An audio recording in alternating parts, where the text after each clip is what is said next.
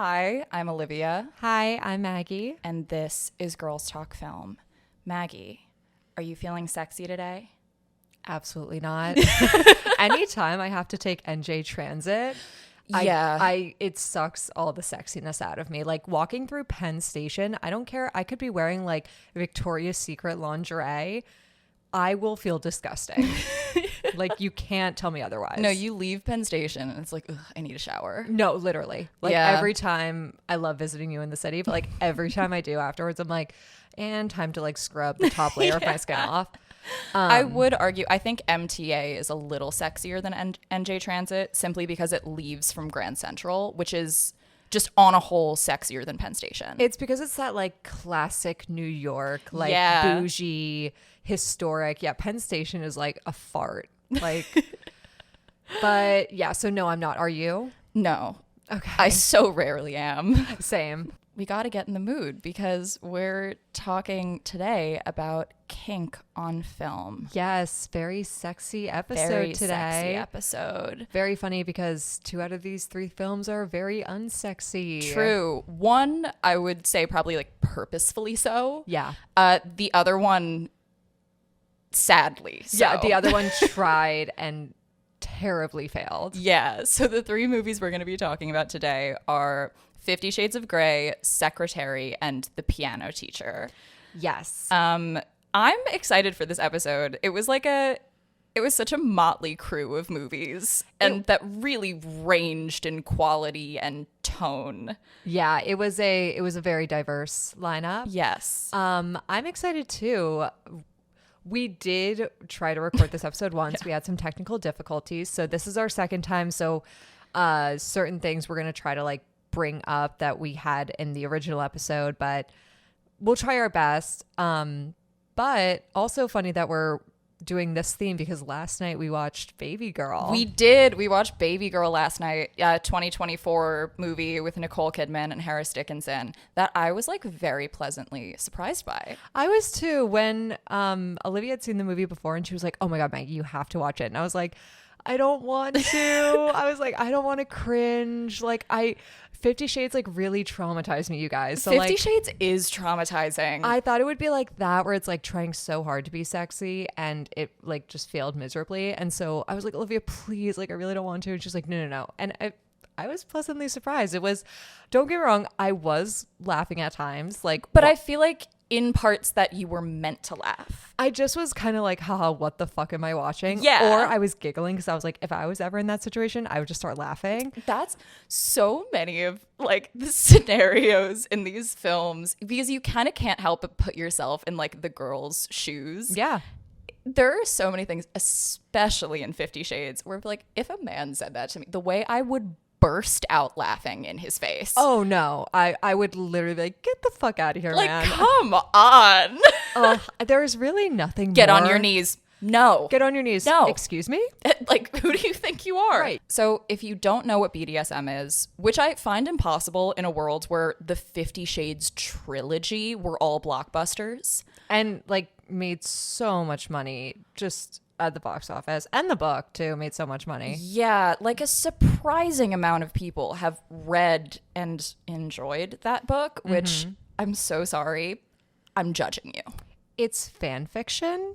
It's fan fiction. Like it is quite, and it's not like, oh, it's like fan fiction. No. It was originally a Twilight fan fiction. Right. That E.L. James adapted into a novel. Right. So like live your best life, read fan fiction if you want, but like don't act like 50 Shades of Grey is the new like Pride and Prejudice. It's like when people like read those books, like the Sarah J. Maas books, or And then like, they recommend them to you like it's a real book. well, they'll be like, oh my gosh, this is like peak literature. I'm like, whoa. Yeah. And like, can we just acknowledge that it's smut?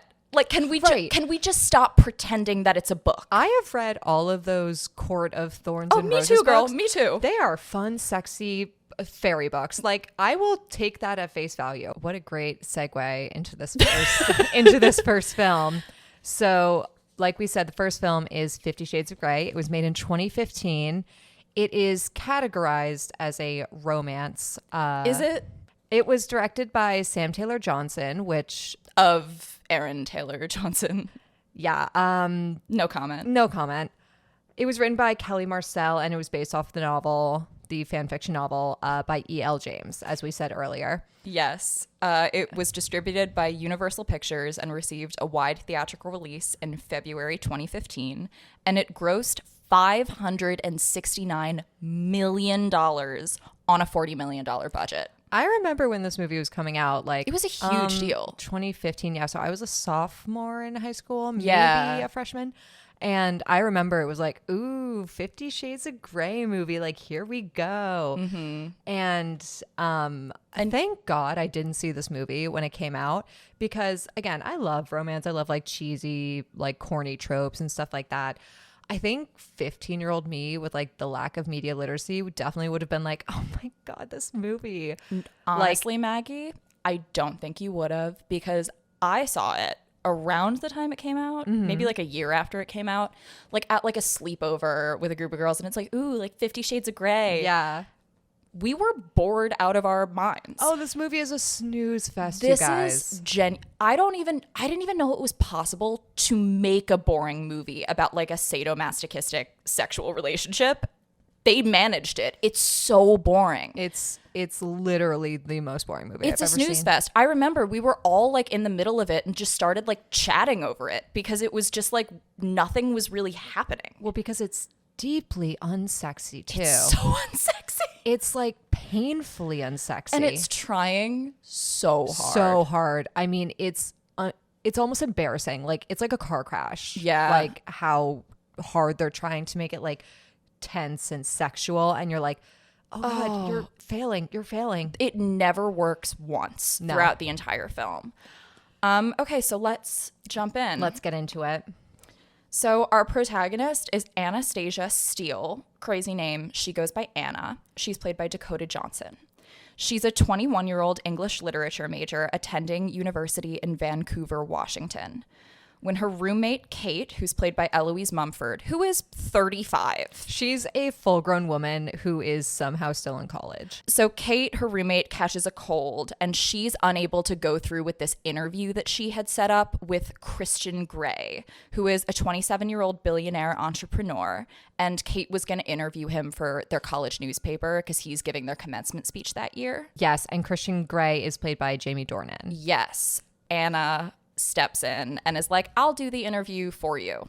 So Anna meets with Christian at his company's headquarters, and she walks through the door and immediately stumbles because she's just so relatable. She's shy and awkward. When she drives up to the building and there's a shot of her looking out the window and she goes, wow, have you never seen a building? Anna will have these moments where she is just so like astonished by like really like random things, and you're like, girl, is this your first day on Earth? Like, what is going on? It's very Pretty Woman. And of course, again, she walks into the room Immediately falls, like trips over nothing and just falls flat on her face. Because the writers had to make her relatable. And you can't be a relatable girl if you know trip.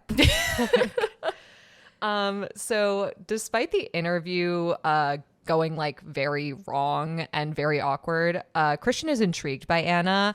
And he kind of ends up asking her more questions about herself than like answering the questions that she had for the interview. Mm-hmm. Oh boy, these performances before we move on. Jamie Dornan, come on. I have never seen your other work, but I want to because I believe in my heart that you are a good actor.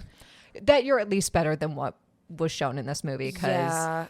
I mean, he just was not the right person to cast for this. I mean, I got to give him the benefit of the doubt, though, because, like, Dakota Johnson, I very, like, am 50-50 on her. I think sometimes she's really good, and then sometimes she's, like, totally out of her element. I agree. And in this movie, you can almost see her try to give Anna, like, some personality here and there. The script lets her down at every turn. The script, the direction, like, everything is fighting against these actors. Yeah. So, like, Jamie Dornan is, like, Christian Grey is literally, like, a piece of blank paper. He is the most boring man you've ever imagined. And you're supposed to buy in this interview scene that they have this, like, immediate, super intense chemistry. They don't. It's They never get it. It's her talking to him. It's like he is just a brick wall. He is lacking charisma in any sense of the word.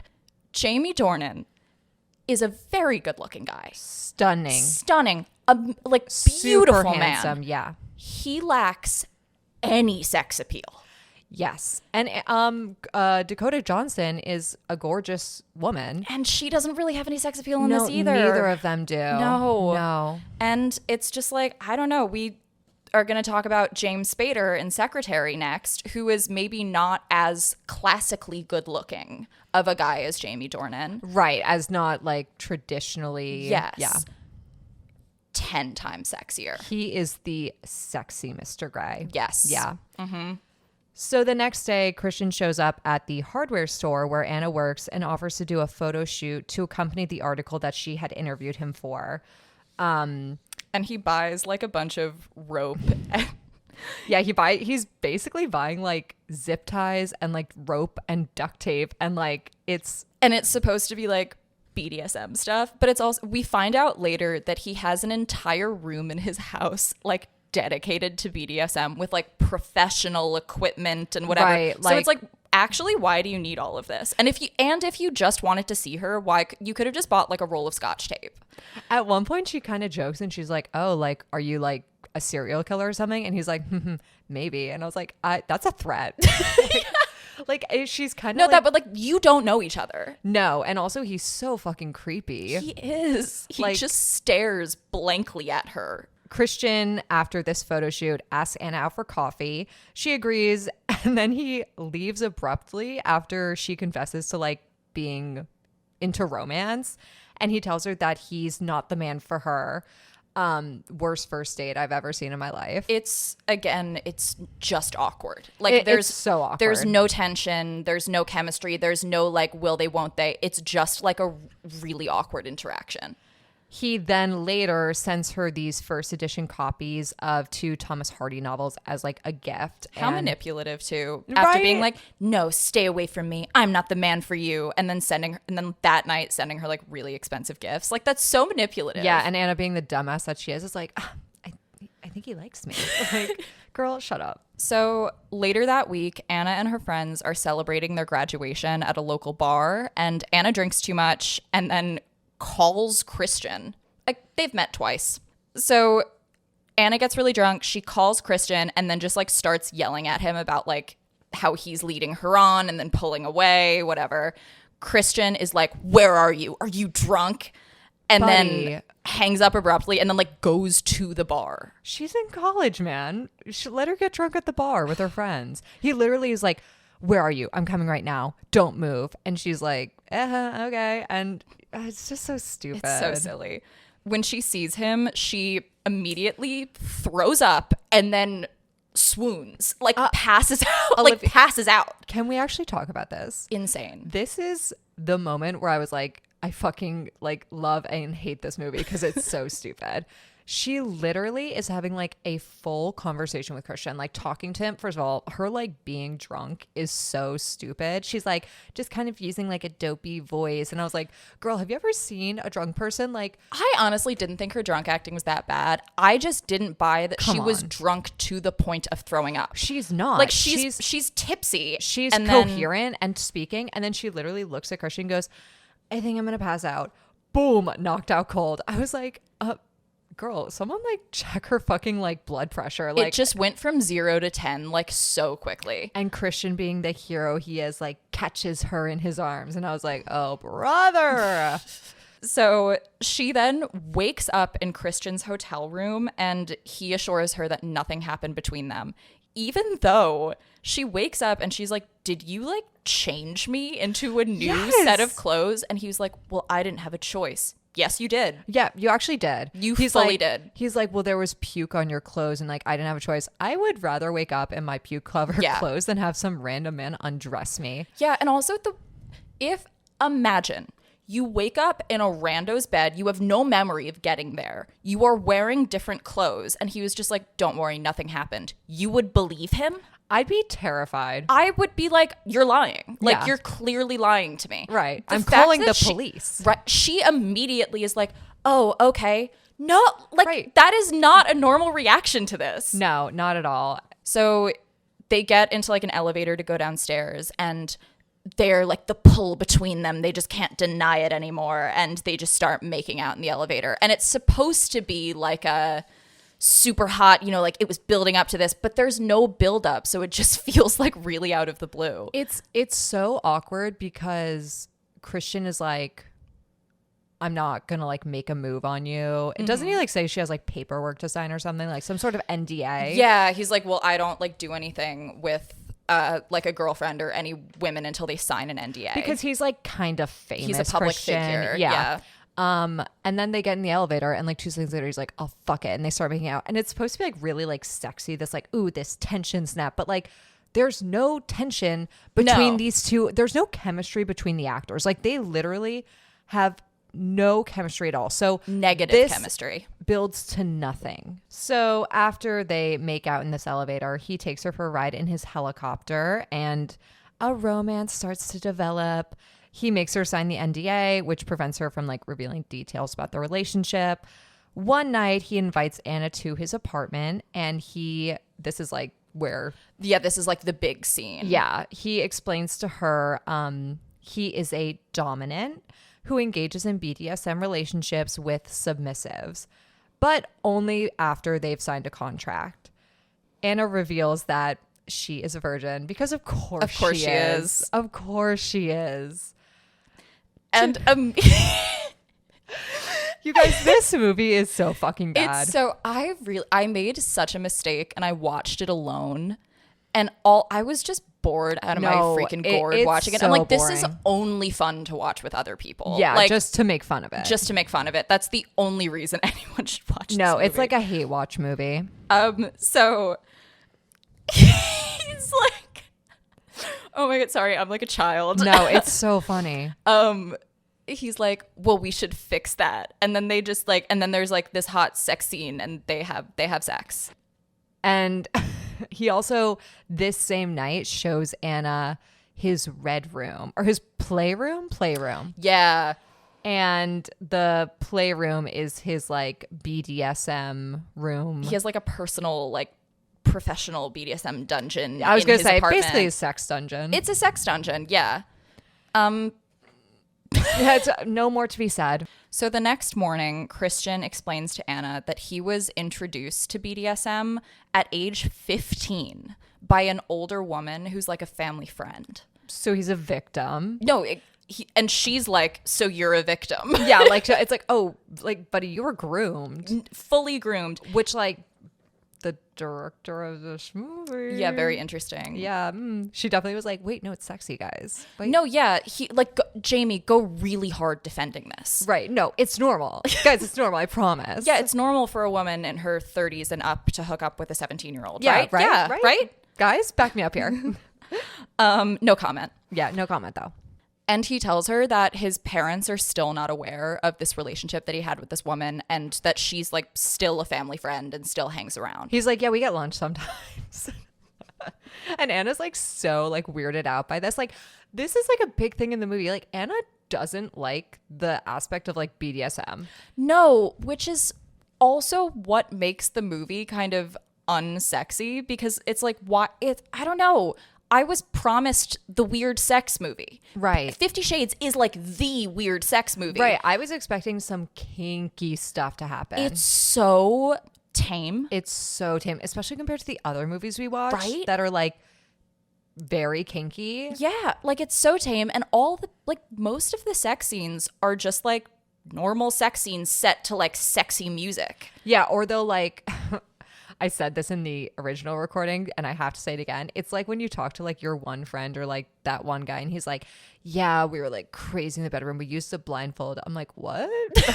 Like, okay. Getting really crazy over Yeah. there. Whoa, slow down, you guys. Like, so Anna then agrees to meet with Christian again and discuss like the terms of this BDSM contract that he wants her to sign. And she negotiates with him to remove like specific sexual acts from the contract. I love this scene. This is the best scene in the movie because it's the only scene that like feels like a movie scene. First of all, they meet in his is he Batman? Like this office he has is it's insane. like it's all red and dark. Yeah. And it literally it's very Bruce Wayne coded. I like this scene too. It's the best scene in the movie by far. It gives Anna, I feel like, the most character. I love when she's like, yeah, cross that one out, and she's like reading the contract. She's like laughing. She's like, yeah, it's fucking stupid. Like, it also contains the best line in the entire film, which is, "What's a butt plug?" Yeah, self-explanatory. Yeah, girl.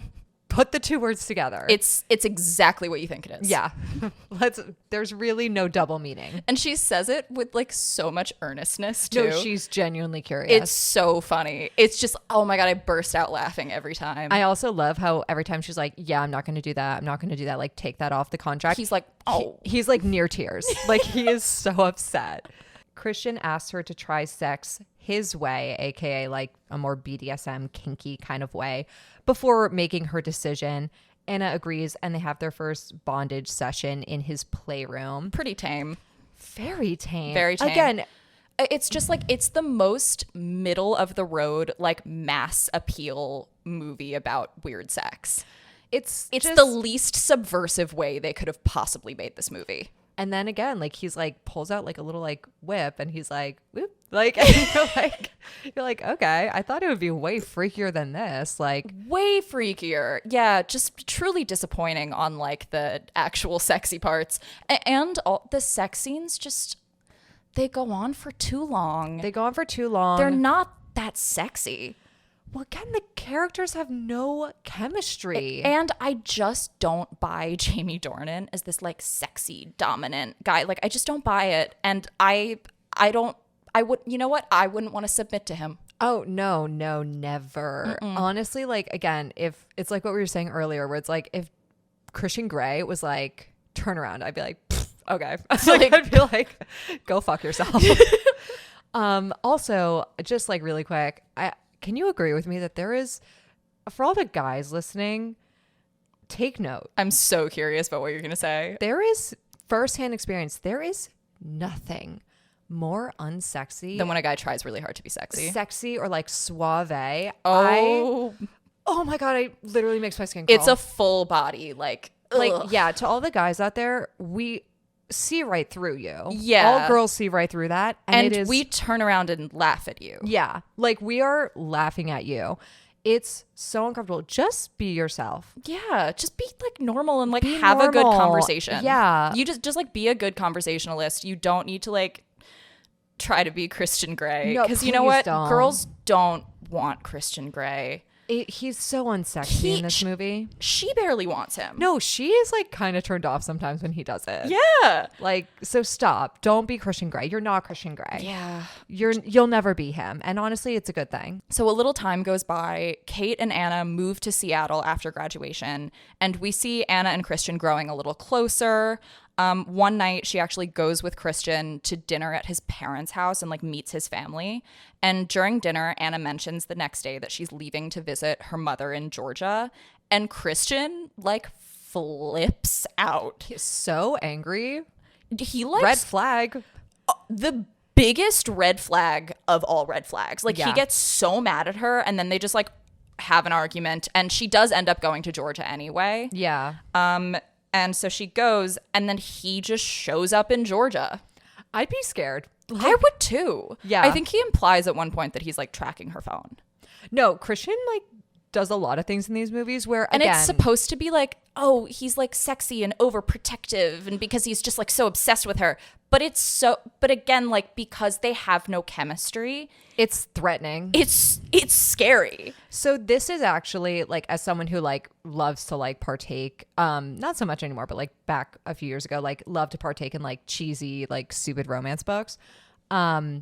This is like a big trope with like major trope with like the guy who's like protective and like and really like possessive and jealous. Yeah. Yes. And it's like seen as super romantic. And clearly they're trying to do that with Christian. It's never a trope I've been into. It's never. Yeah. I never found it attractive in those books. I don't find it attractive here. But like, you're so right. At one point in the thing, Anna is like still like kind of debating signing this contract. And she kind of like jokingly texts Christian. She's like, yeah, see you never. Like, I'm not going to do this. And he shows up at her apartment. And this is like early on in their relationship. I was like, I would fucking call 911. If like you were talking to a guy and then he was like, hey, so I basically want you to be like my sex slave or like my submissive. And you were like, LOL, no, sorry. And then he showed up at your apartment. I'd be like, oh, he's here to kill me. No. That would be your immediate reaction. Right. And it would be any logical person's immediate reaction. And then him showing up in Georgia after being like, you're going to see your mother. How dare you? Like, oh, he just, again, he's the worst. They're trying so hard to make it something that it's so obviously not. It's awful. Anna comes home a little while later and her and Christian have a night together in the playroom.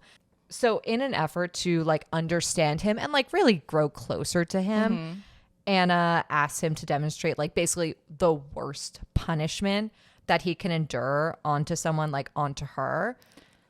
It's just like he just like spanks her. Yeah, he literally just like whips her a little bit. He whips her with a belt.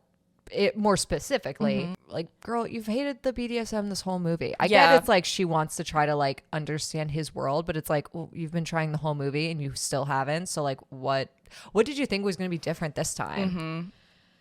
She says she loves him, grown, but doesn't want to participate in the BDSM. He then says that he is too screwed up to be the like kind of boyfriend that she would want him to be. I'm not the man for you, Anastasia. He's like, I don't do dates. We're like, buddy, you suck.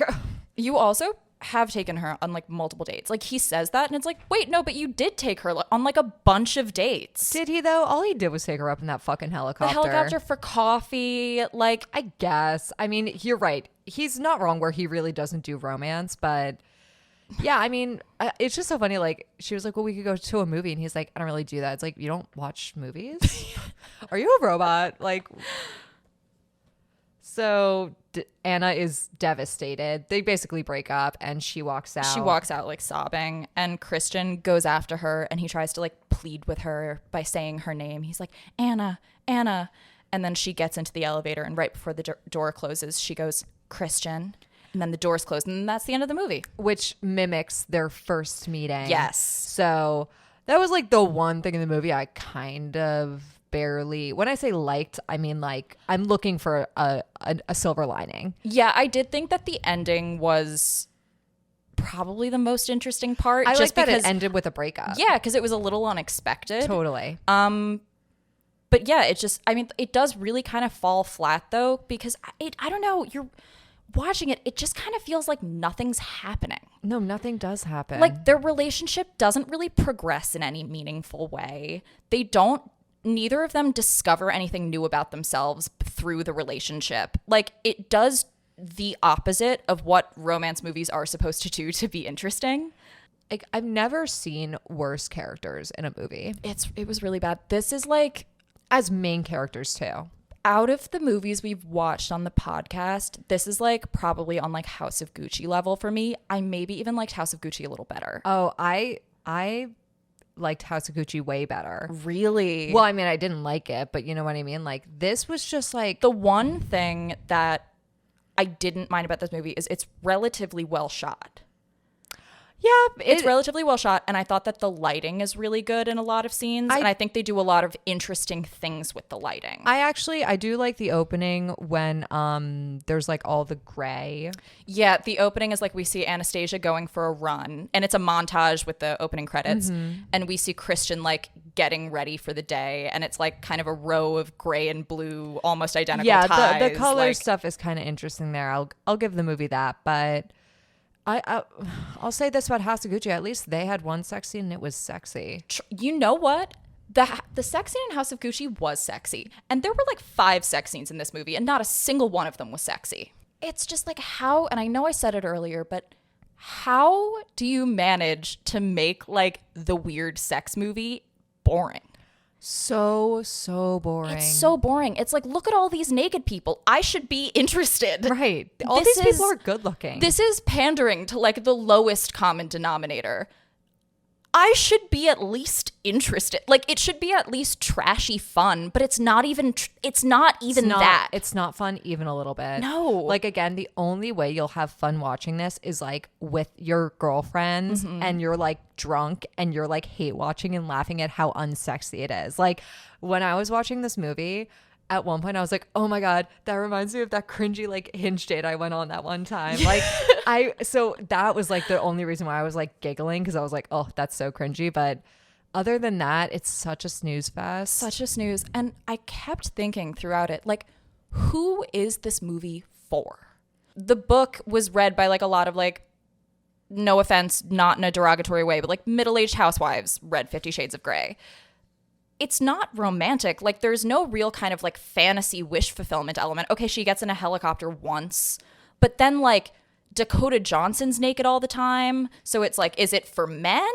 Because we're always seeing her naked. Thank you. And it's like, I couldn't place like, who is the target demographic of this film? No, you brought up such a great point that I forgot that I wrote in my notes, which is this movie has such a strong male gaze. Like, it's got like her in the button up with like nothing else on, and you know, Anastasia's constantly naked. We're constantly seeing her breasts. Like, so you're right. It's like, okay, well, who is this movie for? Because it's kind of meant for women, but it really sexualizes Anna over Christian. And it's really funny just because we're not really talking about it today, but because we watched Baby Girl last night, which is so clearly from like a very female perspective. Totally. A lot of times when you see women direct romance, the camera will pick up on little things. Like in Baby Girl, there was a lot of focus on Harris Dickinson's hands. Yes. And those kind of weird little things are the things that women notice and find sexy. It is the female gaze. Yes. And even when Nicole Kidman is like fully naked, because she does get like fully naked at one point, the camera does not leer at her body. It is static, and it's very like, it's actually like a really vulnerable scene. I was going to say, if anything, the camera work makes it very timid in the way where she is kind of timid and shy, which is nice. And then like once the like more sexual aspect happens where Harris Dickinson comes in. But it's like he's the one that's being sexy and you're kind of placed in the headspace of the Nicole Kidman character. Yes. Yeah, exactly. There's actually quite a few sexy scenes in Baby Girl where she is not like sexily posed. No. If anything, she kind of gets like ugly with it. No, and I think that's the point. That Exactly. Baby Girl, yeah. But that's why like these kind of movies are often a little better when they are directed by women. This does not feel like it's directed by a woman. And yet it was. So what would your final rating be for 50 Shades of Grey? 1.5 for Honestly, the lighting. Like, I thought the lighting was good. I fucking hated it so much. It's going to get my first 0 out of 10. Really? I literally hated it. Like, I don't think I've ever seen worse acting or like line reading. No, dialogue, direction. It's one of those movies where you almost kind of feel bad for the actors because you're like, how can you work with this script? Like, there is nothing realistic or like anything to connect to in any of this dialogue. No, not at all. Yeah. So yeah, that was a piece of shit garbage movie. It was so bad. Now let's talk about one that did it right. The OG Mr. Grey, the superior Mr. Grey. We're talking about Mr. Edward Grey, not Mr. Christian Grey. Get out of here. Okay, so our next film is Secretary. It came out in 2002, and it is classified as a romantic comedy. I think that's a perfect classification for it. It is such a great rom-com. It's so good. It's a dark comedy that is very romantic. It's so quirky. Yes. Like, it's a quirky romance for weirdos. Yes. Yeah. And that's what's so lovely about it. This is like a surprisingly very tender and sweet movie. And it has a very like sexy poster. And I honestly think that like the poster probably steered a lot of people away from the film who would have otherwise quite enjoyed it. I also think people who kind of just know the basics about this movie think it's a very sexist movie, and we will go into why that's not the case. I would even make the argument that this is a feminist movie. I would too. Yeah. The movie was directed by Steven Shainberg, and it was written by Erin Cressida Wilson and based on the short story by Mary Gateskill.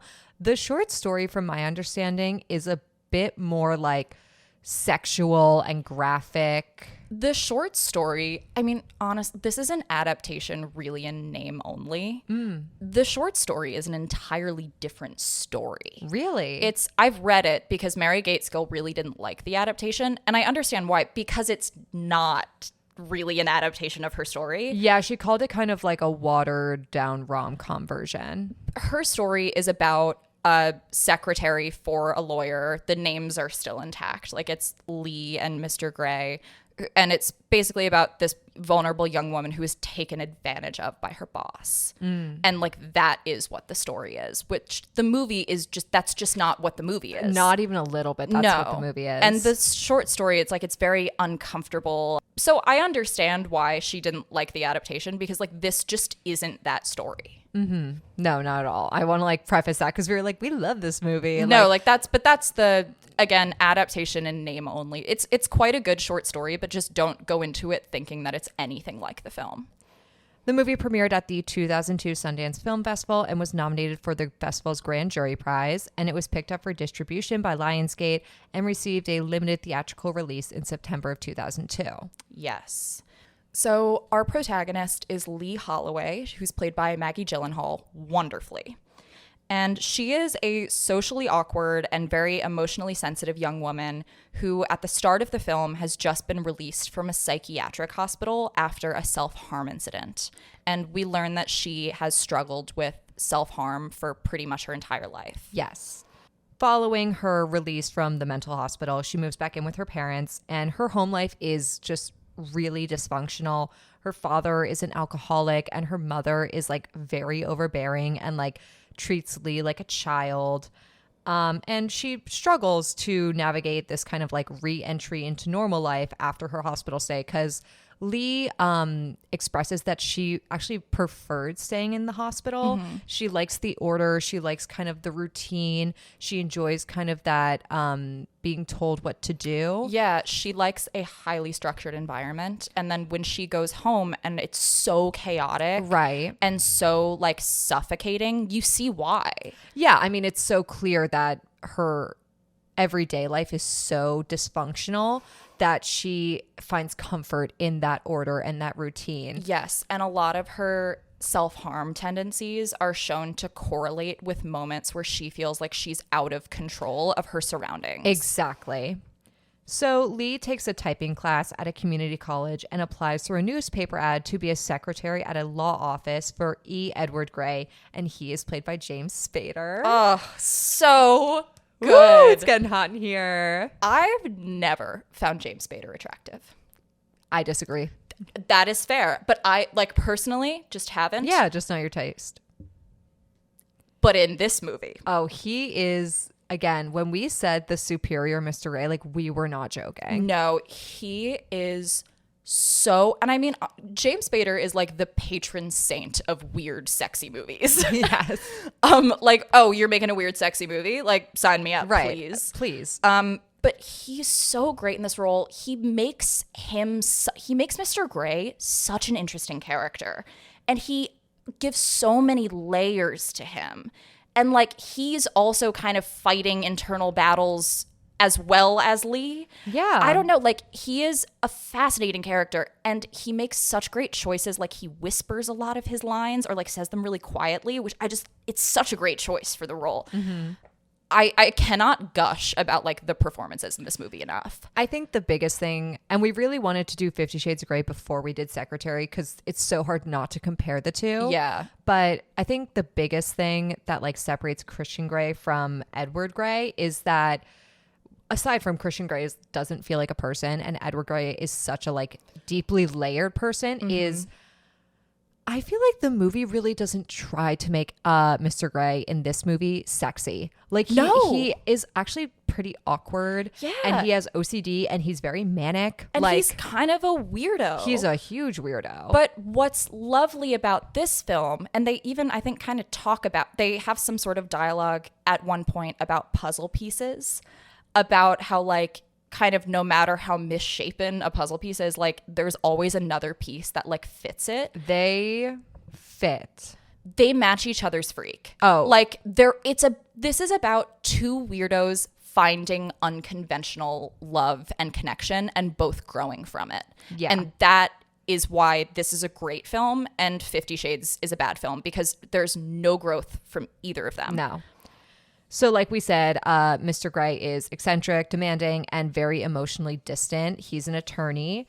Grey interviews Lee at his office and he hires her on the spot despite having like basically no work experience. And when I tell you the chemistry that they have, the moment they lock eyes, it's like, oh no, my notes, I literally wrote immediately matching each other's freaks. Their chemistry, it's like palpable. It's electric. Like they literally, the first interaction is like zing, like it is. Oh my God. So good. It is so entertaining to watch. This is truly like some of the best on-screen chemistry between actors that I've ever seen. I completely agree. So Lee starts her job working for Mr. Grey, and at first her job is like pretty standard. She types letters, she answers phones, she makes coffee, just like typical like assistant admin stuff. Early on, Mr. Grey notices bandages on Lee's thigh and kind of becomes attuned to her self-harm. And I really love this scene, and I'll tell you why. So Lee is like bending over to pick something up from like Mr. Grey's desk or something like that. And he kind of like starts staring at her. And at first you're like, oh, he's checking her out. Like he's checking out her butt. Because that's immediately where your mind goes. Is like, oh, he like asked her to get something and he's seeing her bend over and he's like kind of leering at her. And then you notice that she's got the bandages like peeking out. And it's like, oh no, he is concerned. Like he's and it's curious. Like he's not staring at her to leer at her. He's like, wait, like what's that? Like that. And then putting that together is just, I don't know, it's interesting. And kind of right away they have this dynamic where he can see through her a little bit. He reads her like a book. Yeah. Yeah. And seems interested in knowing her. Yes. Yeah. He is curious. Like at no point is it like ooh, she's sexy. She's no. Like Lee is, again, she's mousy and awkward and introverted. Like they don't present her. And I also love the costume and the production design in this movie. Incredible. The colors, like that, you could tell so much care was put in. When Lee starts this movie, she dresses like a little girl. Like she has like clips in her hair. She wears very like loud, bright colors, like purple or like lime green. Yes. And so the movie never asks you to or expects you to like leer at her in a sexual way. And kind of the same thing with Mr. Grey. Like there is no point where Lee is really like gaudy over him. No. She's more kind of intimidated because he represents what kind of she wants to be. Like Lee wants to be independent. She wants to be an adult. She doesn't like when her mother infantilizes her. But she lacks the skills to get there. Yes. So she kind of admires Mr. Grey in that sense, but there's no like romantic aspect yet. Not for quite a while. No, but there is this underlying tension that is so apparent, and that's how you do it right. Yes. As time goes on, Mr. Grey starts becoming more demanding and critical of Lee's work. Like I said, he's kind of like demanding and eccentric.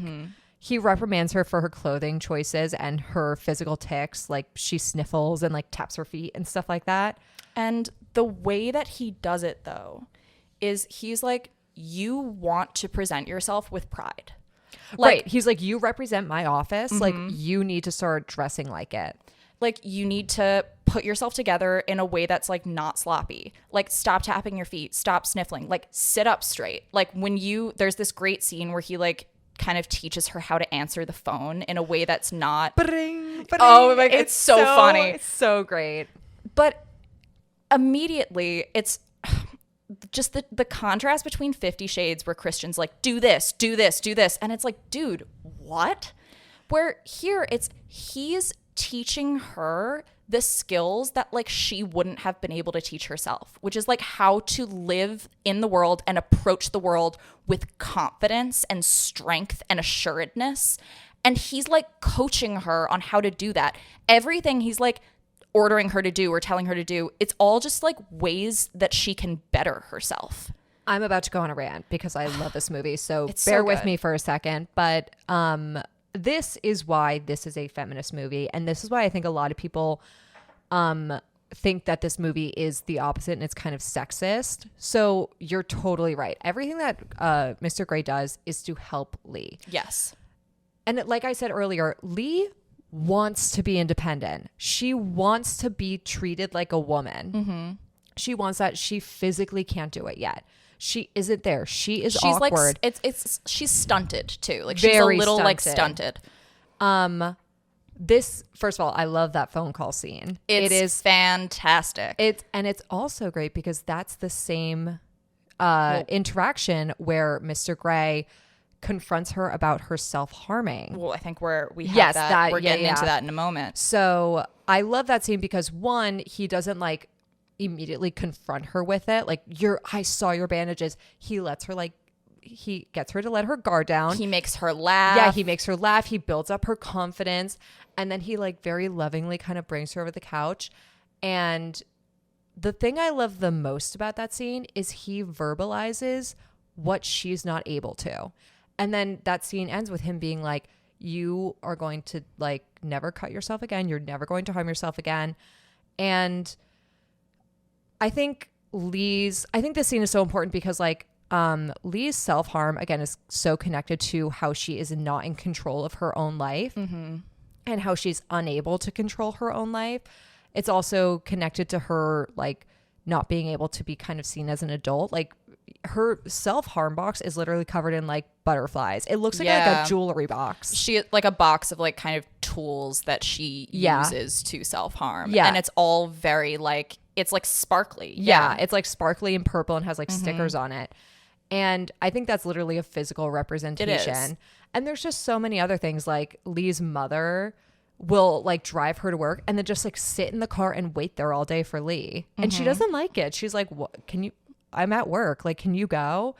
And one day, Mr. Grey is like, go tell your mother you're going to walk home. Like, you're an adult. You can walk home. And yes, Mr. Grey is telling her to do all these things, but Lee likes that. She likes the order. She likes the routine. And she even through narration, which there's kind of, she narrates intermittently throughout the film. She even kind of says, she's like, it's not a choice that I would have made. Like I needed to feel like I had permission. Yes. And because he gave me that permission to actually be like, no, mom, I'm going to walk home today.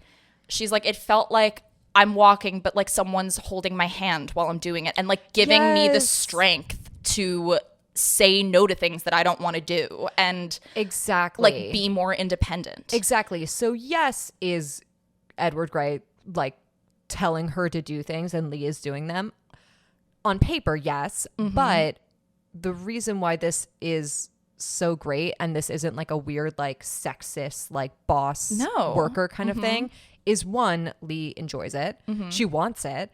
And two, he's helping her become more independent. Yeah. All he does is like help her grow. Like literally. Where compared to 50 Shades, Christian is always trying to like confine Anna and like he's holding her back and like not letting her do anything. It's like it's the full opposite. He's like, you should be your own person. Yeah. So the next day, Lee makes a spelling error in her letter and is called into Mr. Grey's office, and he makes her bend over his desk and read the letter out loud while he spanks her. Listen. Saucy. This scene. It's a great scene. Is so, so good and very sexy. Extremely. And again. Because Lee's into it. She's so into it. And I think you brought it up in the original recording, so stop me. Stop me when you realize what I'm talking about. But like, there's this great consent in this scene. Yes. I remember we talked about this. Yes, please. Just like there's this great like silent moment where they look at each other and you can see in his face like he's asking for permission. And then she like gives him a little smile and nods and then continues to read the letter, which is like that's consent. Like that is her saying, I'll continue playing the game with you. Yes. And it's like really, I don't know. Like there's never any sense of that Lee is unsafe or that she's in danger or uncomfortable or that he's taking advantage of her. Never. They're both like, yeah, they're both weirdos and they're both like getting something out of this that's maybe odd. Mm-hmm. But it is this like mutual thing that they are both getting something out of. And that's, again, what's kind of like saucy and like sexy and fun about the scene is that she's into it and she's like discovering something about herself. And where like in the 50 Shades, the spanking scene is so unpleasant. Well, also Anna fucking hates it the whole time. Yeah. She's uncomfortable. She's in pain. She looks so sad. She cries afterwards most of the time. And in this, Lee is like, wait, I think I like that. And to top it all off, at the end of the scene, after he spanks her, that little thing with their hands. they kind of like collapse next to each other, and her pinky kind of like reaches over and touches his, and it's kind of like that, like silent, like I'm okay, I liked that, Yeah. like, and yeah, it's just great. It's a great movie. It's so good. Lee begins making mistakes at work deliberately. Because she wants more punishments. Right. She wants to be disciplined. And their employer-employee dynamic slowly shifts into a BDSM dynamic where he's the dominant and she's the submissive. Yes, this is a great It's montage. like a bit of a montage where we see all like these little games that they play together. And some of it is pretty kinky. Some of it is pretty kinky. Yeah. And for Lee, this relationship sparks her sexual and personal awakening. Within their dynamic, Lee finds a sense of structure and self-understanding, and she starts to fall like deeply in love with Mr. Grey. Yes. However, eventually, Mr. Grey becomes uncomfortable. Despite initiating and encouraging this relationship, he begins to feel shame over his desires. This is something that, like, we see from him. We see it kind of on and off throughout the whole film, that he has a lot of shame around his preferences. Yes. So after a very vulnerable sexual encounter in his office with Lee, which is kind of, it's the closest that they get to something sexual. Yeah. He kind of becomes like very vulnerable and very overwhelmed, and he like fires her, and they kind of like break up, even though they weren't really together. Yeah, I think this is like a really great way to show like Mr. Grey's character too, because it's not that he doesn't like Lee, it's that he thinks that Lee is too good for him. He kind of is disgusted with himself in a lot of ways with this whole like BDSM. And he sees Lee as this like delicate, beautiful thing that needs to be nurtured. There's this great reoccurring theme with orchids. Yes, that he nurtures orchids. Yes. And it's very much... Yeah, I mean, he has Lee's picture literally in this like sanctuary. So he sees her as this thing to be nurtured, and he sees himself as kind of this thing that's like tainting her in a way. So that is kind of why he breaks it off with her, in my opinion. Which is so sad, because it's like, this is good for her. And also it's like that. No, that's your person. Yeah. Like you're helping her. So Lee is absolutely heartbroken, but tries her best to like return to a normal life. And she reluctantly accepts a marriage proposal from her family friend, Peter, who we've seen throughout the film that she had kind of been casually dating, but has never really been into him. Yeah, I actually feel bad for Peter. Yeah, he kind of gets the like worst of it. He's a nice guy, and he's shown to be like a perfectly nice, like total gentleman guy. He's just like the most boring man in the world. Yeah, and he's just like not what Lee needs. Yeah. However, when Lee tries on her wedding dress for the first time, she freaks out and like just leaves and sprints to Mr. Grey's office. She's a runaway bride. Yeah. And just sprints to Mr. Grey's office in her wedding dress. And at this point, they haven't seen each other for like 4 or 5, 6 months. Like it's been a little while. And she runs in and just declares her love for him. Yeah, and he is like completely taken back. Like his face in this scene is so funny. He's almost like scared. Yeah. He is still obviously very uncertain about the solidity of the relationship, and chooses to test Lee by commanding her to sit at his desk chair without moving her hands or her feet until he returns. And so he just leaves. And he ends up not coming back for 3 days. Yeah. And keep in mind, like, when he leaves in the beginning, he literally just goes outside and watches her from the window. Yeah, to see if she stays. Yeah. During this time, people try to intervene, including Peter and Lee's family, but she refuses to move. In fact, actually, Mr. Grey calls Peter and is like, your fiance's at my office. So he's kind of like, I always took that as like a self-sabotage kind of thing. I think so. And I think he wanted to see like how serious. Right. If Lee actually meant what she said. And she did. She like bitch slaps Peter and goes right back to where she was sitting. This act of endurance becomes both a declaration of love and a demonstration of her agency. So she is very much proving herself to be dedicated to him. Yeah. And like her family, you know, they come in begging her to get up. And her thing is like, no, I don't want to. Yes, that is the best part where they're like, why don't you get up? Why are you doing this? And she's like, because I want to be here. Like, I'm choosing this. And so eventually Grey returns. He accepts that Lee wants him and like wants this relationship and this dynamic and that he loves her too. I'm gonna cry. It's cute. like actually very beautiful. And he takes her home and bathes her and takes care of her. And then we see that they begin a life together and get married and still continue their like weird little games. It's such a beautiful conclusion. Like, first of all, that sex scene. It is. Oh my God. It's not rough or sexual. No. Or it's so like gentle. And we see that Lee has like scars from self-harm all over her body.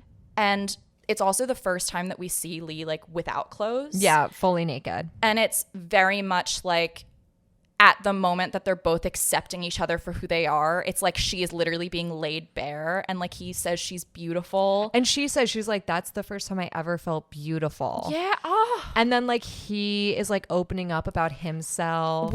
And he's been like such a closed book. And she's like, no, like I want to hear about your life and your family. And he's like, okay, yeah. Like it's like this amazing moment of like actually just meeting each other like where they're both at. Yeah. And accepting everything about the other person. It's like a very beautiful love story, genuinely. It's so great. And I love the end where Mr. Grey is like smiling and leaving for work. And you can tell he's changed for the better. But like literally, if you took a screen grab from like Lee in the beginning of this movie and her at the end, it is like night and day. She is so much more confident and happy and mature. She looks like an adult woman. Like not only the costuming, the hairstyling, all of that, but also Maggie Gyllenhaal just carrying herself. Yes. Like completely differently. Like it genuinely is like two different people. No, she's just so content with like finally being understood. It's so refreshing to see. It really is just like a quirky love story for people who are weirdos. Yeah. And it's just great. Such a great message. Kind of like, you don't have to change who you are.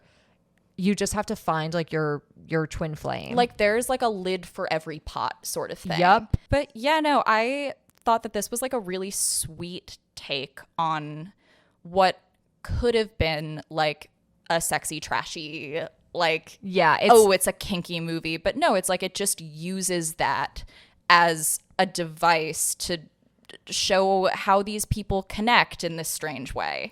Yeah. It's and again, it's very kinky. Like there's some parts where you're like, oh, okay. No, way it's kinkier than 50 Shades. Yeah, just a really adorable movie. Great acting, great color, like really production good design. production design. Great, sexy, fun. I don't know. I think it's adorable. I love it. It's gonna get an 8 out of 10. I'd go 7.5. Maybe would go up on a subsequent viewing. Surprisingly very heartfelt. Yes, it's a movie, again, like you said, like if you saw the poster, you'd be like, oh, this is like an American Pie type like comedy with a little bit of raunchiness, but it's like actually kind of like this adorable romance that has like a little bit of a quirky aspect to it. Just because the characters are so layered and it's like in every scene, there's like a million different things going on with both of them. Like I could see this making a really good play.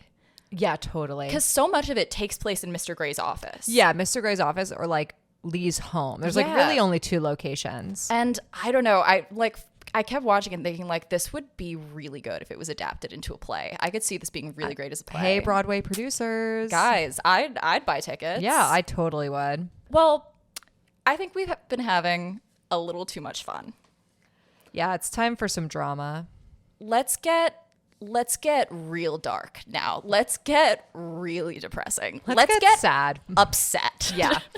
Oh yeah. There's no other word for how I felt watching this movie. Upset? Yeah, upset, disturbed, a little bit terrified. Yeah, so this is one of my favorite movies. Yeah, of shocker, all it's time. Olivia's pick. Yes. I have been trying to get Maggie to watch this movie since we were like 19, 20 in college. Yep. I've been talking to you about this movie. Oh yeah. It is Michelle Haneke's seminal 2001 film, The Piano Teacher. It is a psychological drama / it's a character study, really, directed by Michelle Haneke and written by Michelle Haneke as well, based on the novel by Elfriede Jelinek. Probably saying that wrong. I apologize. I have not read the novel, but I am excited to, and I plan to at some point.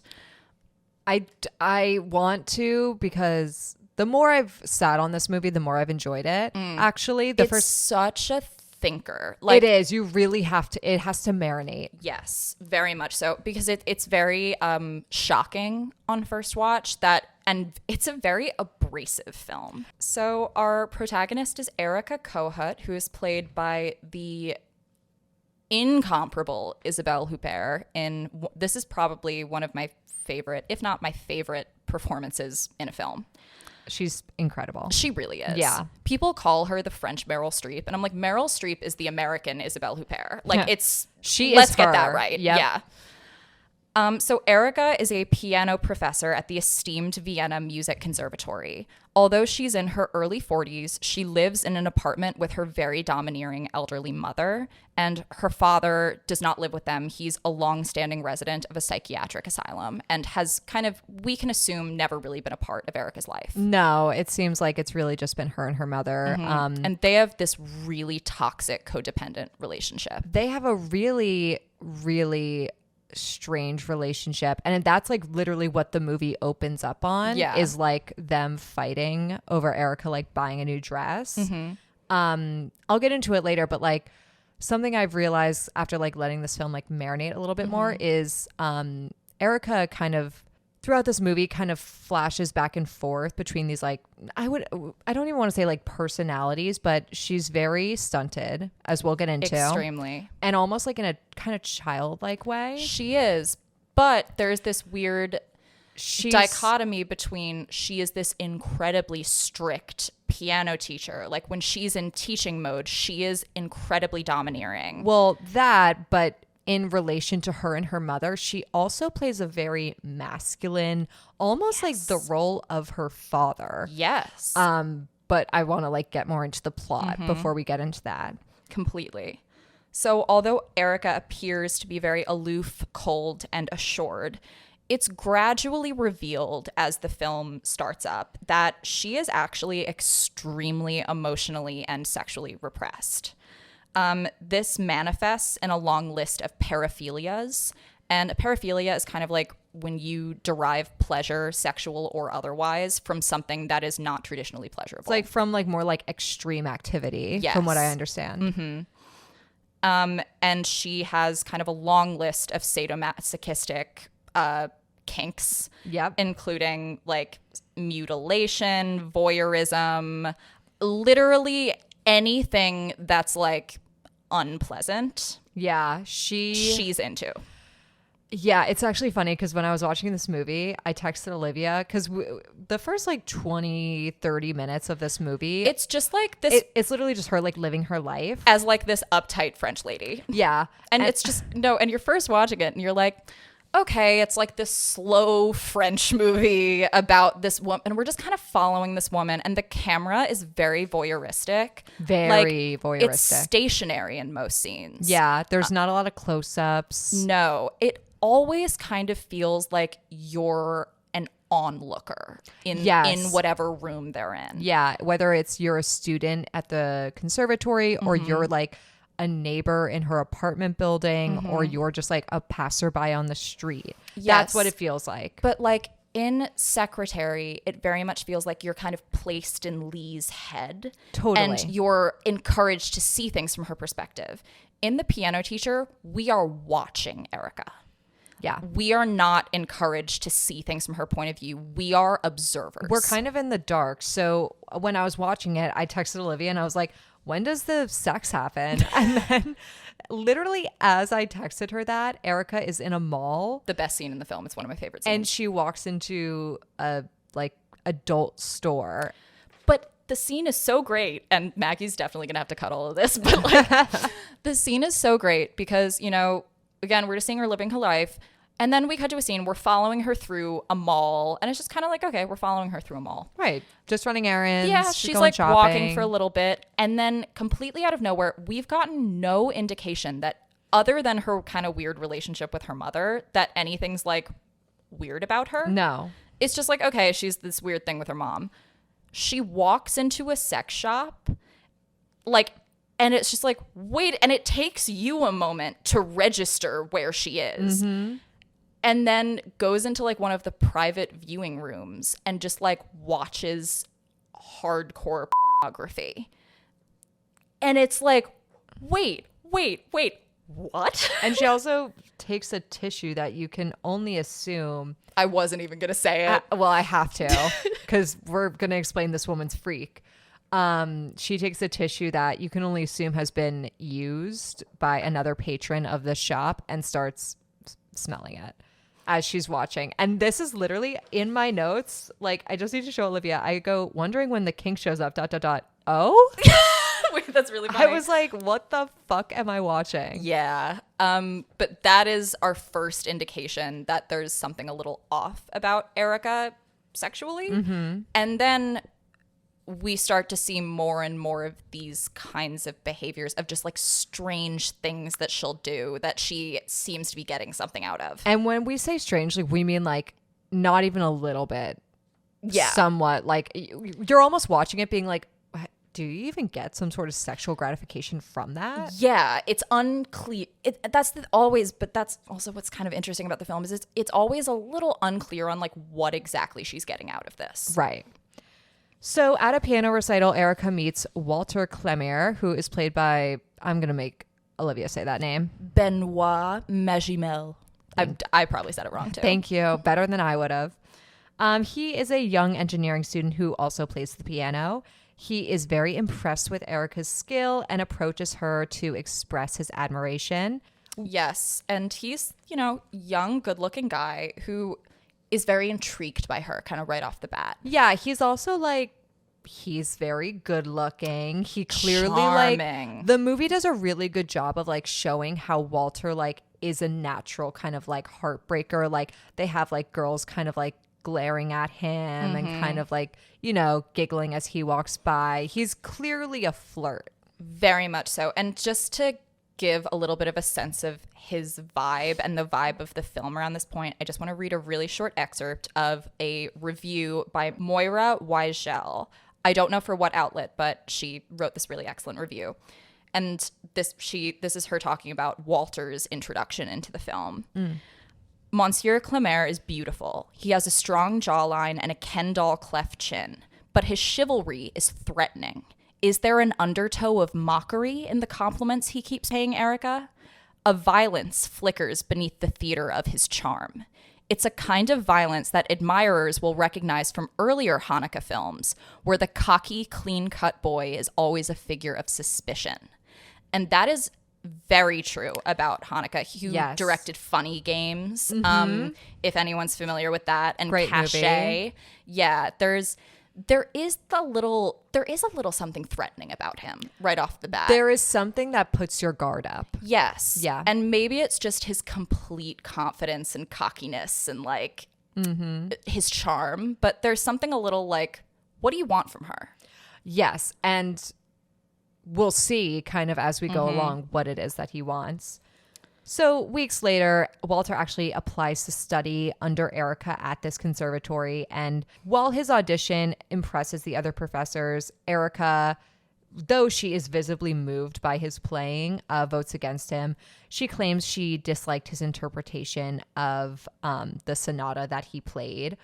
and questions his motivations for applying to the program because like he's a very talented piano player. So she's basically like, well, why is he applying? Like there's nothing we can really teach him. There's nothing we can teach him. And also he's an engineering student and he like plays hockey. Like he has all of these other pursuits. So yes, he's talented, but why would we let him in when we could be taking in a student who's like really, really serious about piano? She has a point. She has a point, but also you so know that it's like that's not the only reason why she doesn't want him there. Yes. And during his audition, there's this just amazing like acting moment from Isabelle Huppert where we stay on her as he plays.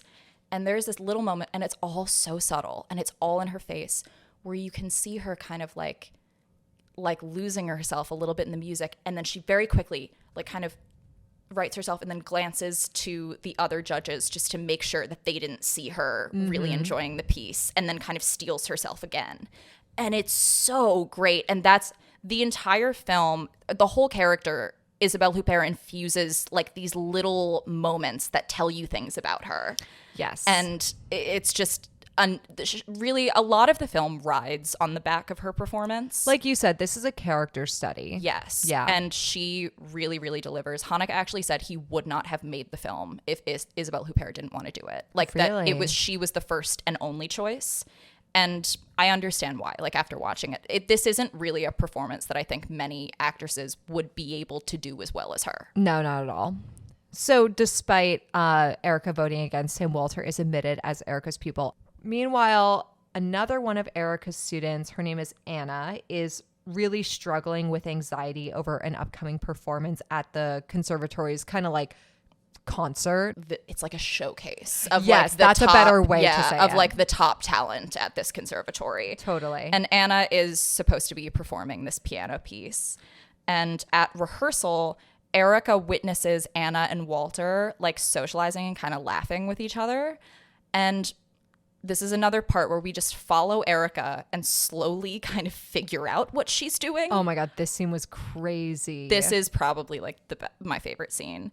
So we just follow her as she leaves the auditorium, kind of slips into the empty coat room, smashes a glass, and then pours the shards into a coat pocket, which turns out to be Anna's coat pocket. Yeah. Her like teenage student. Yeah, we realize this when all of a sudden we hear a scream later on, and Anna's hand is like literally covered in blood.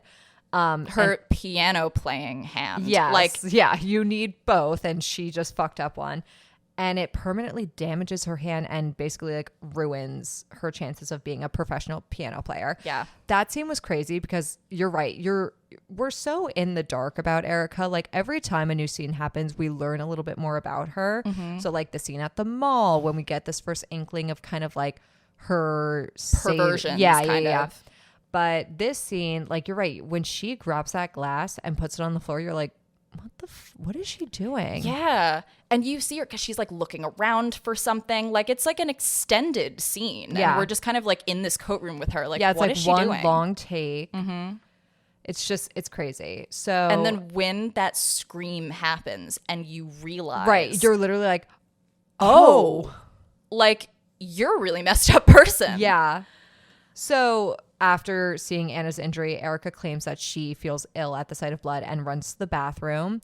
Walter goes after her and finally kind of like makes his move and they start kissing. Well, he starts kissing her. Oh, you didn't have to remind me, Olivia, of how insanely uncomfortable this scene is. It's so hard to watch. Erica kind of keeps like pushing him away. It's like this weird scene where he just wants to like hook up with her. Yeah, he's like, I thought we were just gonna have sex in this bathroom. Yeah, Like, and no. oh no. She pushes him away, but proceeds to, how do I say it, like pleasure him, but like abruptly keeps like stopping. Yes. When he like tries to kiss her or hold her Or even like touch her. Yeah, it's like, no, keep your arms at your sides. And It's so uncomfortable. Like, and you can see he's like getting mad. oh no, and he's getting like, she's humiliating him. Yeah. She's absolutely humiliating this guy. And then he's getting to the point where he's like begging her. it's like, it's so uncomfortable. It's genuinely maybe the like hardest scene I've had to watch in a long time. Kind of agreed. And she, whatever, they end up finishing, and she tells Walter that she's going to send him a letter outlining her sexual desires. Oh boy, you're not ready for this letter, buddy. I wasn't. I'm still not. So later, Erica feigns sympathy for Anna's mother, who is very distraught over her daughter's injury. Erica informs her that she will play in the concert in Anna's place. So, like, she will be the one performing in this, like, showcase, as no other student would be able to, like, very quickly substitute for Anna. Yeah, understandably, honestly. Like, it doesn't come off that she's, like, taking it for herself, even though she was the one to injure Anna.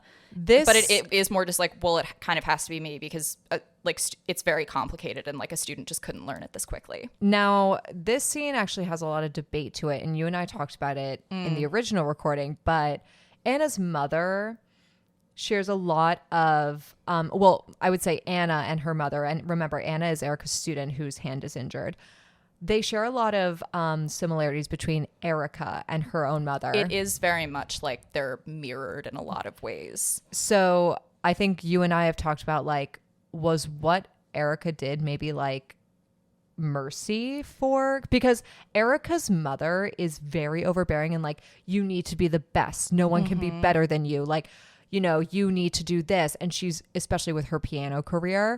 And it's quite clear that Erica is a very talented pianist, but she's not at the level of like one of the greats. Like she is. There's a reason why she's a teacher at this conservatory, not like a famous musician. Exactly. Yeah. And so there is an argument that a lot of film critics have made about this film that it could have been she was trying to spare Anna from like her own life of like being with this really overbearing parent and kind of like slipping into mediocrity, because we also know that Anna was never like a real talent. No, she's one of the worst students. Yeah. And like she's obviously at this conservatory, like she's an extremely talented pianist by like any normal person's measure. Yes. But like she doesn't quite have the chops to be really great. Like someone like Walter is shown to be like that he's naturally really talented. Yeah. I personally find that Erica as a character is too immature and too emotionally stunted to willingly do something like that. I would agree with that. Like, I think she is just more selfish. Yes. Yeah. And I honestly I personally agree with like the jealousy. Like I think she was jealous that Walter was talking to her. Yes. But it is interesting how Anna's mother, when talking to Erica, is like, oh, we've sacrificed so much. And Erica's like, well, you haven't. Your daughter has. Yeah. And Erica's been so mean to Anna, too, throughout the movie that it's like... It's weird to see her stick up for her. It's weird to see her stick up for her and, like, very strongly. Yeah. Is like, well, you haven't. Yeah. She works. Yeah, I don't know. I mean, but I like the thing that it's maybe accidentally mercy. Like, maybe you did that and this is sparing her from that life. So Walter is increasingly insistent in his desire to initiate a sexual relationship with Erica, but Erica is only willing to do so if he will satisfy her sexual fantasies. She gives him the letter, which contains the list of acts she will consent to. And it is, oh my dear God. She basically, what the letter is she writes out this scenario where she's like, so you're going to break into my apartment and punch me in the face. Literally like beat me up. And and it's actually like really messed up, but it's like, but her mother being there, because her mother like doesn't leave the apartment. So her mother is like a part of this. She's like, you're going to push my mother into like the living room and you're going to close the door and lock it and like push something in front of it so she can't come out. And then like, you're going to like kick me or like, it's like she's so messed up. And then like, once I'm down, like you can do this to me, you can do this to me, you can do this to me. She basically is describing like a super violent like assault on herself, but like thought out to the most minute detail, which is it just is kind of ironic that she apparently desires to be dominated in like the most violent way. Yet this letter She is like, has so much control over everything she wants to happen. because she's so like OCD about everything she like goes through life with. It's she wants to control every little piece of her own subjugation. Literally to the point where I think in the letter she's like, oh, you can bind me with like these specific stockings that I have. Yes. And Walter is not into this. Oh, not even a little bit. He He's- is freaked out. He's like disgusted. Yeah. And it's kind of like, wait, like what? Like who are you? He reads the letter and then she pulls out this box of like, It's so uncomfortable. which can I just say, so a big part of Erica's like character is she will go out and buy these dresses that she never wears. No, we never see her, but she has a closet full of like sparkly, sexy dresses that we never see her wearing. And it's implied that it's like she buys them as a compulsion. Yes. And when she pulled out this like BDSM box full of like sex tools and rope and all that other stuff, I couldn't help but be like, is this not like the dresses? Like it's a distinct parallel. Like these are tools that she's never used. Like it's very clearly implied that Erica's a virgin Very heavily or has implied. had very limited sexual encounters. Yes. So yeah, just like, is that not just such a perfect, like, just like how Erica will buy these dresses but never use them? Like, you know, Erica has all these like sexual like perversions, but she never acts on them. And she's also never experienced anything sexual with another person before. So I've always thought that the piano teacher is a little about what happens when someone who is very inexperienced is exposed to hardcore pornography. And it's very much indicated that like that is how she got these fetishes and these ideas, is through exposure to porn and no experience. Well, So yeah. like she thinks that this is what she wants, but she doesn't actually know. Yeah, I mean, it is, once like this kind of second half of the movie happens, this is where you really start to like just feel sad for Erica. Yeah. Because you're really, at the end of the day, you're looking at a woman who is so stunted and honestly like so lost. And really there's no coming back. Like she's at a point of no return. She is. Like she's in her 40s and her sense of a relationship, especially like a sexual relationship, is so skewed. It's so warped. And even like her relationship with like her own like femininity and like her sense of self is so skewed. You're like, it's so upsetting to watch. And when he finishes, she's like, okay, so will you think about it? And he tells her that she's sick and just storms out. Well, also, and you and I talked about this before off camera, like you really get a sense of who Walter is in that scene Yes. too. Like I mean, it's kind of clear from the get-go that he kind of just sees Erica as like a conquest. She's the hot older piano teacher. She's like he sees her as like a notch on his belt. Yeah. And really doesn't realize that he's dealing with someone who's like very disturbed. Yeah. And he's a little like humiliated by all of this. Humiliated and also like Emasculated. Yes, I was going to say like the sexual gratification part was he was like, well, now I'm disgusted and also now I'm leaving without getting what I wanted. I think at one point, doesn't he actually say like, well, what am I getting out of this? Yes. Yeah, he does. And he's like, well, what would be in it for me? in Erica's mind, it's like, Well, no. don't you want this? Like, Right. Don't Wouldn't you want you be me? turned This is on? what I want. Yeah.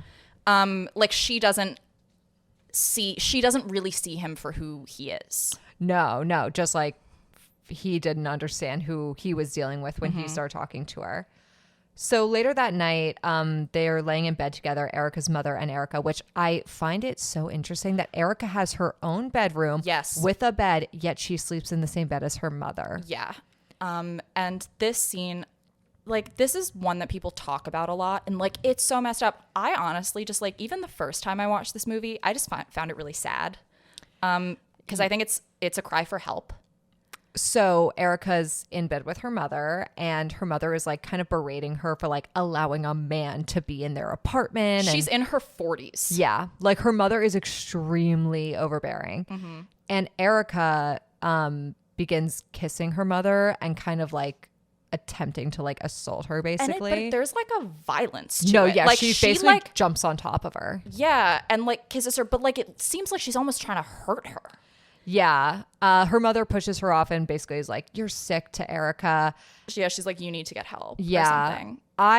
I also kind of take this as a cry for help. Yeah. Especially because like Erica lives in her world in every sense, like home, in the conservatory, everywhere is so cold. yeah. It's so cold, and Erica is really just like steeled herself against this world. She just wants what she really wants, even this whole thing with Walter and like the subjugation. Erica for some reason doesn't see herself as like deserving of a normal romance or being courted in a normal way. Like she has lived in her own head for so long that she can't have a normal relationship with someone. No. And it's like, I think it's anger at her mother. I think she's furious with her mother and almost wants to hurt her. And then also like, please love me. I think That's how I've always seen it. I think I lean towards the second half a little bit more. And this is where like, again, I'm going to get into like Erica and her relationship with like womanhood. Yes. Like very complicated. It's so complicated. Erica really is like the man of the house. Very much She's so. the breadwinner. Mm-hmm. She's kind of more domineering. Mm-hmm. She's more manly in a lot of senses. Like she's just stronger than her mother because her mother's like old and frail.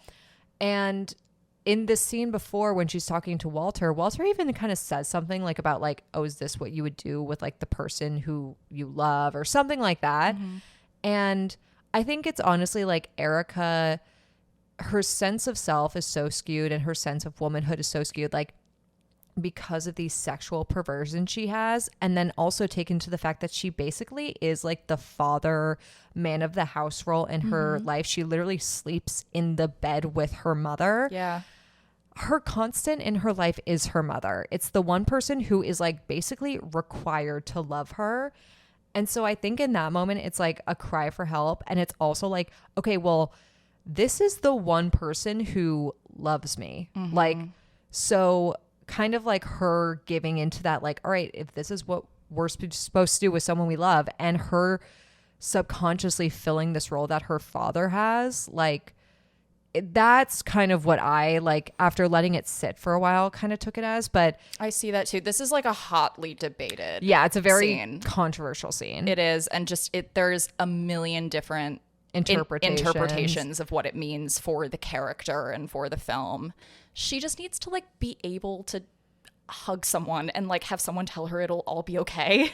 But like, would that even help her at this point? Like, that's what I mean. She's so far gone. But I don't know. I saw this really great review of the film, or like a piece of writing about the film, where someone talked about Isabelle Huppert's performance, saying that Erica wears her own face like a mask. Ooh. But that's so true. It's so true. She's so like steel backed as she faces every day and like faces the world like she's waiting for an attack. Mm-hmm. And I don't know. It's just, yeah, she's just like endlessly fascinating to me. She's such an interesting character to watch. So later the next day, Erica finds Walter on an ice rink after his hockey practice and attempts to apologize. This scene hurts because she's in her like nicest dress and she's wearing like makeup. Like the desperation is just reeking out of her pores. This is her trying to be what he wants her to be. She pulls him into a closet and begins to subjugate herself to him. Walter says he loves her and they start to have sex, but Erica like quite literally is unable to and vomits. Yeah. And that's another really interesting thing is like that's just another thing that shows that Erica physically cannot have a normal, like every time Walter tries to like kiss her or like be intimate with her in a normal way, so like her body, like she coughs violently or she'll like gag or like vomit. Mm-hmm. Like it's literally impossible for her. Mm-hmm. So This scene was, out of all the really hard to watch scenes, this one I've always felt was the worst because it's just worse than it's like the painful. next scene? Yes. This Wow. one, because I'm like, in the next scene, I don't know, it's differently hard to watch. This one is like your toes are just curled and like, oh, stop. Like, Honestly, no, like there's like maybe 1% of this movie that's not hard to watch. yeah, so. that's fair. So later that night, Walter arrives at Erica's apartment and attacks her exactly in the fashion that she described in her letter. He locks her mother away in a bedroom and proceeds to beat and assault Erica, despite her pleas for him to stop, which in the letter she says, like, I'll tell you to stop, don't stop. Yeah. There's a moment where he comes in and she realizes what's happening, and you see right in that moment of, oh, I don't want this. It's literally that It thing is of like heartbreaking. she realizes she's not in control. Yes, because really what her fantasy was her being in total control of how it went down. It was so meticulous and so planned. And the second that it actually started to happen and she realized like how vulnerable she is, like being literally attacked by this man, she's like, oh shit, wait, like I don't have control. Like if I say stop and I actually don't like it, he won't. Yeah. And he doesn't. And it really was like, and it's fucking violent too. It's horrible. And you stay on her face the whole whole time. You experience watch every emotion. her heart break over and like I'm actually almost getting like a little choked up thinking about it again. no, like you see her just like dissolve and break apart as this is happening to her. And I mean, the argument of, is it assault when it's what she asked for? I think yes. I think yes, because you also can't deny that there is malice Oh, he is taking out his anger. in what he's doing. Like, this is not, okay, I'm acquiescing in your request. Like, this is, I'm doing what you want, but this is also allowing me to, like, take out all the frustration that you've made me feel.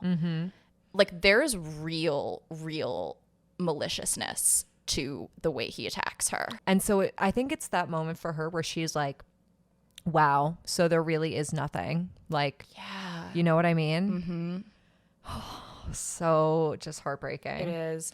And this is like one of my favorite film endings of all time because it So is fucked just up. so like hopeless. It's so haunting. It's haunting. Hopeless is not the right word. Haunting is the right word.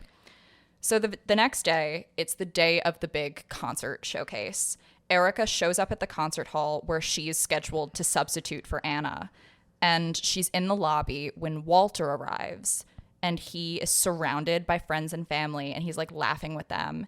And he greets her like, hey. Like he didn't break her nose basically last night. She has a black eye. Yeah. So moments before the concert is due to start, she just like watches him walk away. And the like sadness on her face. Oh my God. Is You can't not like get emotional. I cry every time. I cry at this ending every time. And every time I watch this movie, I'm like, I'm probably not going to cry this time. And it gets me there every single time. Yeah.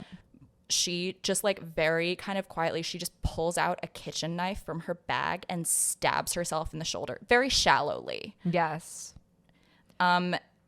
And then she just leaves. She just walks out. And then we just hold on like the doors of the concert hall for like a really long time. And then before cutting to black. I think like one of the most haunting things is like, first of all, I really do like that ending.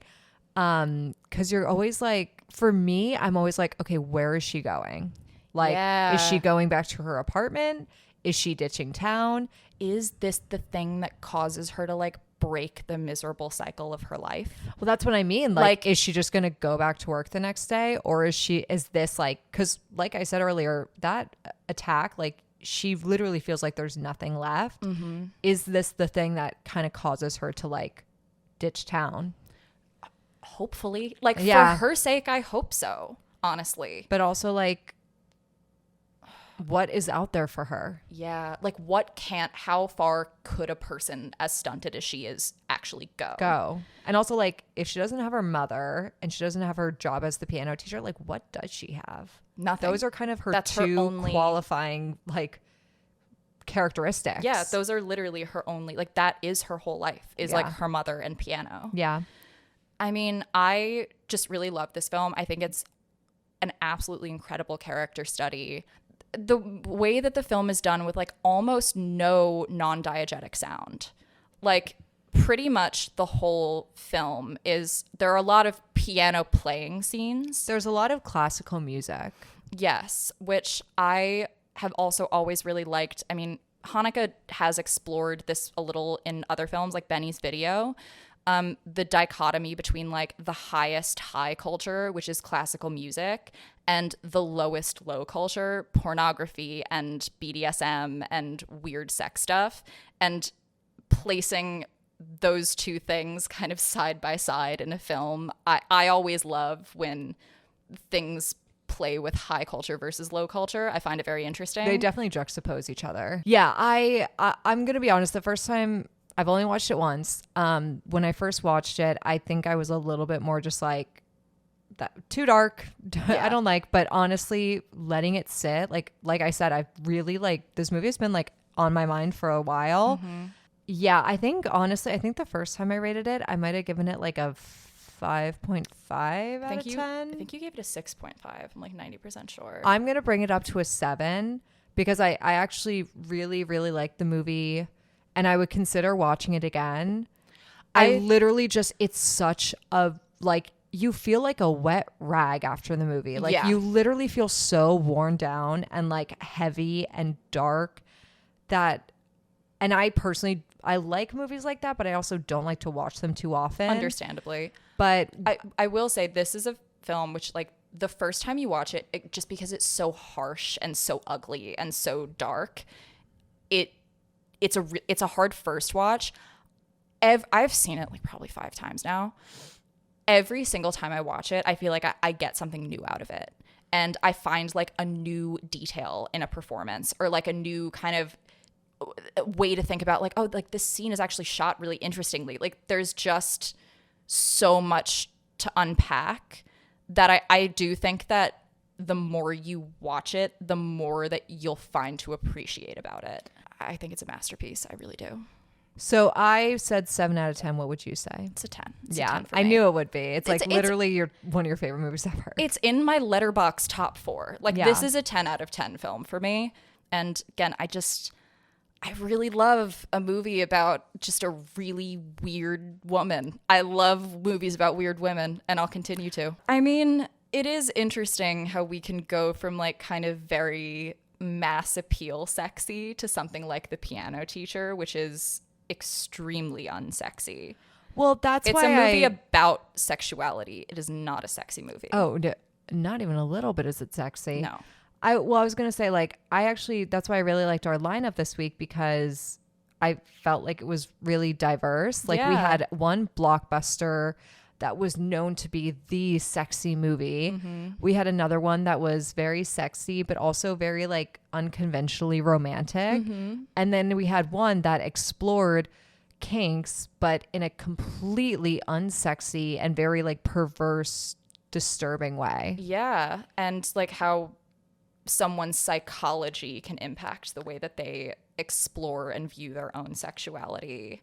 Something I also like about this week is all 3 of our movies kind of explored how women explore kinks. Mm-hmm. Yeah. And they're kind of awakening with them. Exactly. I mean, I was thinking about, before we started filming, how we didn't, all of the films we watched, the woman takes the more submissive role. And I actually can't really think of a movie where maybe the female character takes the dominant role in the BDSM dynamic. I was actually just thinking that too, because I was like, oh wow, like, all of our movies have women kind of, like, discovering their kinky side or whatever. Mm-hmm. But I was like, I'm curious to see if there's any movies that have, like, men discovering, like, their kinky side or, like, kind of a new role in a BDSM. If anyone knows, please, like, tell us. I'd be interested in watching that. I'd be so interested. Yeah, great week this week. Next week is going to be a very sharp change. Yes, we're going to be talking about coming of age movies, adolescence. It's going to be a 2-part episode. It's 2 episodes, but kind of part 1 and part 2. We basically are kind of focusing on like movies for the first episode that kind of center around like male like coming of age, boy coming of age, and then the second half is like more girl coming of age movies. Yes. So our next episode, we will be watching Stand By Me, The Dead Poet Society, and Superbad, which I'm really Honestly, excited to watch Superbad again. I love that movie. I love all of those movies, like fucking just amazing lineup. Yeah, like kind of banger after banger. Yeah. These are all, I think we've seen all of them before, have we? I haven't seen one start to finish, but the other 2 are like some of my favorite movies. Oh, so then yeah, this is just going to be like a fun week, a bit of a palate cleanser from the piano teacher. Yes, definitely more lighthearted in a way, some ways.